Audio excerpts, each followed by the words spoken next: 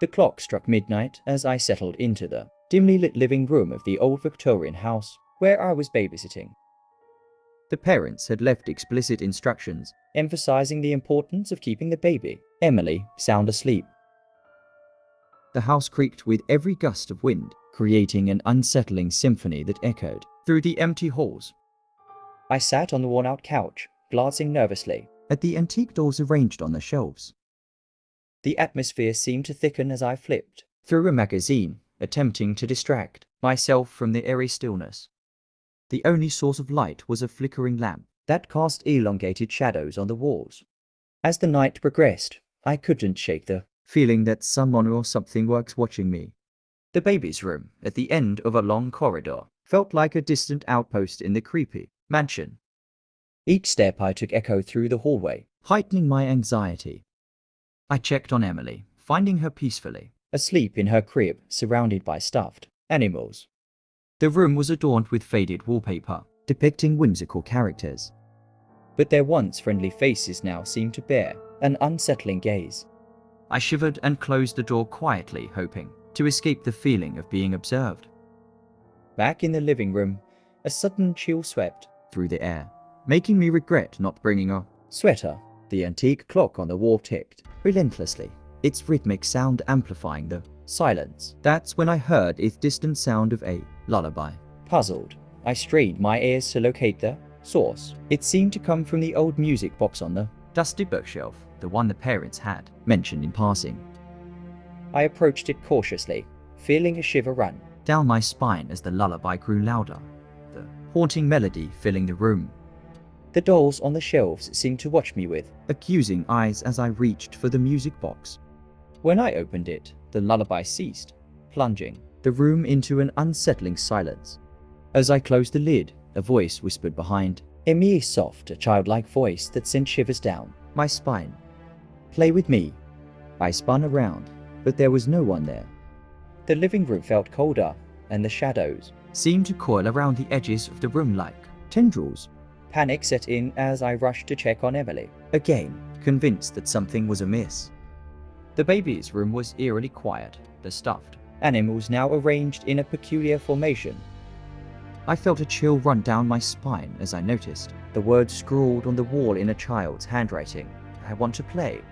Terrified, I grabbed Emily and fled the house, leaving the haunted lullaby and creepy dolls behind. As I drove away, I couldn't shake the feeling that something otherworldly had toyed with me that night, turning a routine babysitting gig into a spine-chilling encounter with the supernatural. The Johnsons' house stood in the quiet suburbs, its facade bathed in the soft glow of streetlights. I was babysitting their 2-year-old, Lily, for the evening. The parents had left with cheerful smiles, reassuring me that it would be a quiet night.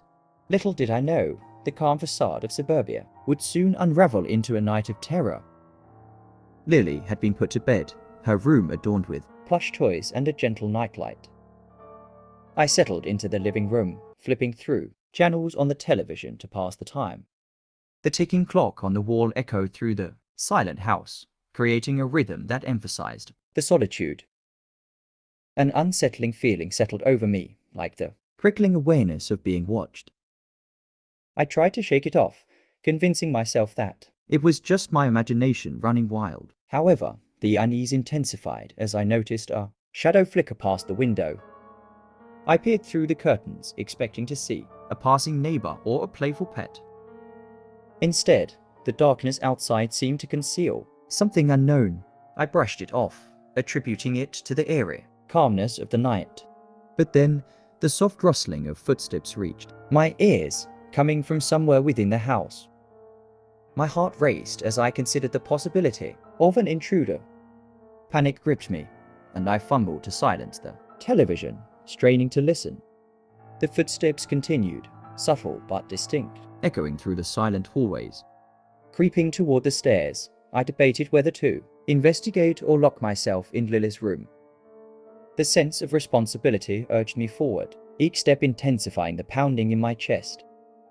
As I ascended the staircase, the footsteps seemed to grow nearer, and an ominous hush filled the air.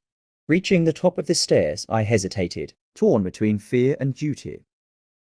The hallway stretched before me, shrouded in darkness. The soft glow from Lily's room was my only beacon. As I approached, the footsteps ceased, plunging the house into an oppressive silence. My breath caught in my throat when I noticed Lily's room ajar. The door, which I distinctly remembered closing, now stood slightly open. Dread consumed me as I pushed it open, revealing the empty room. The nightlight cast elongated shadows that seemed to dance with an unseen presence. A sudden creak behind me sent a jolt of terror through my veins. I spun around to find the door at the end of the hallway slowly swinging open. The intruder was here, lurking in the shadows. Panic seized me as I rushed into Lily's room, locking the door behind me. With Lily cradled in my arms, I huddled in the corner, praying for the nightmare to end. Outside the room, the intruder moved with an eerie quietness. The house seemed to exhale, its every creak and groan magnified in the silence. The police arrived soon after my frantic call, scouring the house for any sign of the intruder. To my horror, they found an open window in the living room, a point of entry I hadn't noticed. The realization that someone had been in the house, watching and waiting, sent shivers down my spine. As the authorities searched the vicinity, the Johnsons returned, their joyous demeanor replaced by shock and concern. Lily was safe, but the fear of that night lingered, a chilling reminder that even in the supposed safety of suburbia, the darkness could encroach and the shadows could harbor unexpected terrors.